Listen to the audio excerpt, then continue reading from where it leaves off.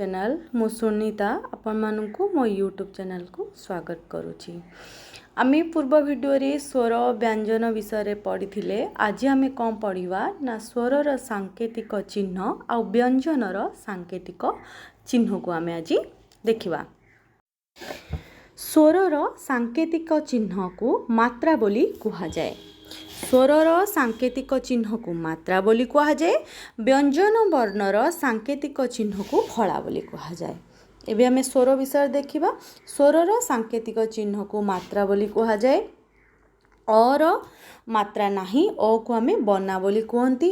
आकार कार बा मात्रा कार बा मात्रा बोली मध्य कहा जाए। मात्रा और कार भी कहा जाए। तापर देखिबा ना आकारर काठ हर्षईकार लगे कि इटिली दीर्घईकार कटी हर्षौकार ठूल ठरे हर्षौकार दिखाई दीर्घौकार रे दीर्घौकार आउ प कूप रुकार करे रुकार प आउ मूर्धेण कृपण। तापर देखिबा कौन ना एकार रे दिखाई जे करे एकार तालबेस आउ ब केश ब ऐकार देखिए ऐकार केमती दिखाई ऐकार दिखाई बैठक औकार कोठरी आउ सॉरी ओकार कोठरी करे ओकार ठ आउ रे दीर्घईकार कोठरी औकार कौशल। तापर देखिबा कौन ना व्यंजन वर्णर सांकेतिक रूप को फला बोली कहा जाए। व्यंजन वर्णर सांकेतिक रूप को आमे फला बोली कहि थाउ। तापर देखिबा ना कौन व्यंजन वर्ण आमे जो देखिले क ठारू म पर्यंत वर्गीय व्यंजन वर्ण आउ अंतस्थ ज ठारू चंद्रबिंदु जाए अवर्गीय व्यंजन वर्ण जो रहिला व्यंजन वर्णर प्रत्येकटी वर्ण को फला हिसाब रे धरा जाए नाही बा प्रत्येकटी वर्णर सांकेतिक रूप को आमे फला बोली कहि परिबा नाही। कोडा कोडा कहिबा ना मूर्धेण को कहिबा गोलेई जो मरा है से वर्ण को लक्ष्य करिबा। मूर्धेण दंतेन म वर्ग्य रे तीनोटी रहिला कौन ना फला आउ कौन ना अवर्ग्य रे र आउल एठी य बुला हेनी य भी एठी हबो य आउ ल चारोटी रहिला कौन एठी हम रहिला कौन ना तीनोटी एठी रहिला तीनोटी वर्गीय व्यंजन वर्ण अवर्गीय रे रहिला र ळ य आउ ल हैला र ळ व य आउ ल पांचटी हैला केतोटी ना आठटी आमे फला पाई गले। एठी मने रखिबा उचित जे कौन ना व्यंजन वर्ण जो आम रहिला 39 कोटी 39 व्यंजन वर्ण प्रत्येकटी व्यंजन वर्ण केबे फला होई परिबो नाही। प्रत्येकटी व्यंजन वर्णर सांकेतिक रूप केबे फला होई परिबो नाही। कौन हबो ना वर्गीय व्यंजन वर्ण रे मूर्धेण दंतेन म आउ अवर्ग रे र ळ व आउ य भी हबो आउ ल एति कौन ना 8 गोटी आमे फला पाई गले। एबे देखिबा 8 गोटी कौन कौन ना मूर्धेण मूर्धेण रे देखियो फला कौन सांकेतिक रूप कौन कृष्ण तृष्णा शब्द को लक्ष्य करिबो। तापरे दंतेनर स्नान आउ प्रश्न मोर फला पद्म छद्म जन्म र चक्र भ्रम क्रम च करे र फला भ रे र फला आउ म भ्रम करे र फला आउ म क्रम।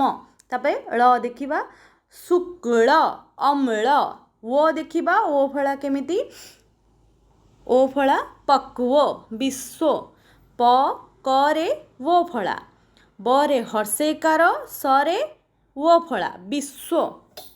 तापर ये देखिबा य फला यर कार्य वाक्य करे आकार अंतस्थ जरे य फला। ये देखिबा कौन प्रायतः आम ओडिया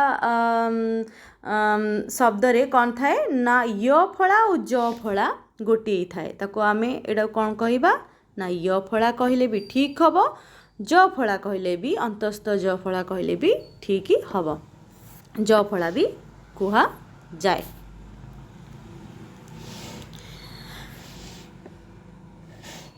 ल ल फला ल केमती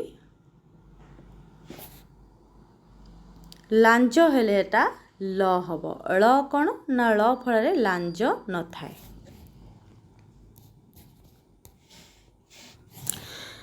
ल फला गेल्हा 8टी व्यंजन वर्णर फला रही थाए। सब मन रखिब 8टी व्यंजन वर्णर फला रही थाए बा एहाकू स्वतंत्र सांकेतिक चिन्ह भी मध्य केही केही कही थांती।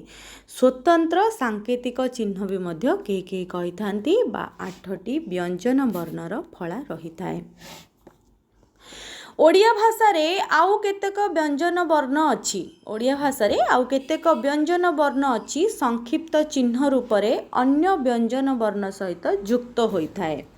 एटा तो रहिला कोन 8टी व्यंजन वर्णर फला एको आमे 8टी फला ही कहिबा बा ताको केही केही स्वतंत्र सांकेतिक चिन्ह बोली मध्य कहि थांती। किंतु एबे कौन होची ना ओडिया भाषा रे भी आहुरी भी केतेक व्यंजन वर्ण अछि जार कि संक्षिप्त चिन्ह जांकि अन्य व्यंजन वर्ण सहित युक्त होई थांती। देखिबा एटी कौन कौन ना क क वर्गेज ड ढ त थ र हैला य ल अनुसार सॉरी य ल नु क क वर्गेज ड ढ त थ आउ र केतोटी हैला 2 2 4 6 1 7टी 7टी व्यंजन वर्णर सांकेतिक चिन्ह व्यंजन वर्ण सहित मिसी थाए। कौन कौन देखिबा आमे एठी ना प्रथम पाइले क तापरे पाइले वर्गेज तापरे पाइले कौन वर्गेज परे ड आउ ढ तापरे पाइले त आउ थ तापरे कौन पाइले ना त थ परे आउ र पाइले। एतिक आमे 7 गोटी आमे पाइगले व्यंजन वर्णर सांकेतिक चिन्ह व्यंजन वर्ण सहित मिसिकिना थाए। 8टी आमे फला पाइतिले 7टी आमे व्यंजन वर्णर सांकेतिक चिन्ह आमे पाइगले।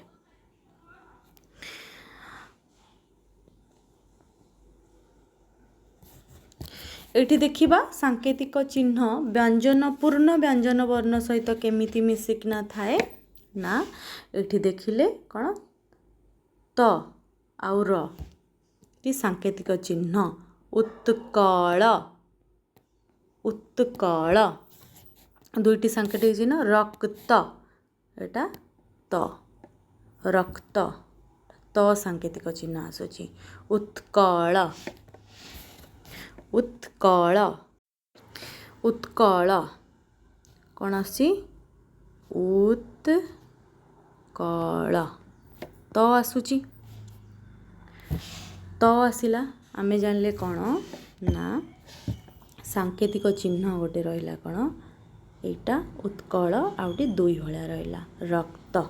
तापर चक्र देखिबा लिखछि दुईटी रेखा सांकेतिक चिन्ह तो आउ र ए दुईटी रहिला तर तापर देखो र एटा गोटे रहिला चक्र जोटा कि आमे फलारे भी पढ़िथिले सेटा सांकेतिक चिन्ह रे भी आमे पढुचंती चक्र आउटे तर्क एटा भी र सांकेतिक चिन्ह जहा को आमे रेफ बोली कहि थानी तर्क त करे रेफ बोली आमे कहि थांती। एबे देखिबा सांकेतिक चिन्ह व्यंजन वर्ण पूर्ण मात्रा रे केमती मिसुची क स्कंद स संपूर्ण व्यंजन वर्ण रहिला ता देहरे कौन क सांकेतिक रूप हिसाब रे रहिला स्कंद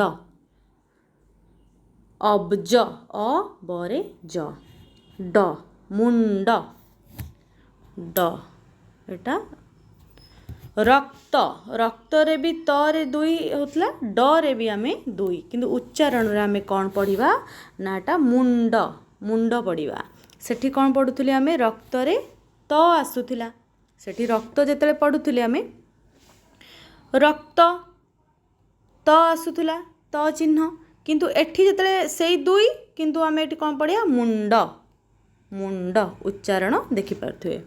तापर ड गला ढरे षंढ एक भाया।